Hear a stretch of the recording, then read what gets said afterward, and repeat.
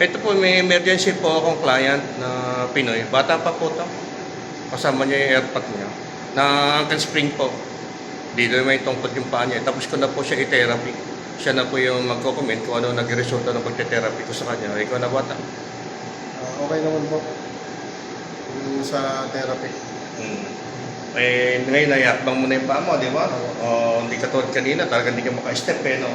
Tama ako mali. Tama. Ngayon, mga after few days siya, pag nawala yung pamamagaan yan, kasi wala na yung pain, tama ako, konti na lang, kanina sobrang sakit no? Ngayon, after few days, ibabad mo ng nung sinabi ko sa'yo. After few days, pag nag-okay ka na, sala ka na uli ng basketball. Di ba? Tama ako mali. Tama. Sige po, emergency lang po wala nga ako location, nagpunta lang po ako dito sa friend ko para makisuyo lang sa room po niya. Sige po, ingat po, God bless po. Sige. Salamat bata. So, yan.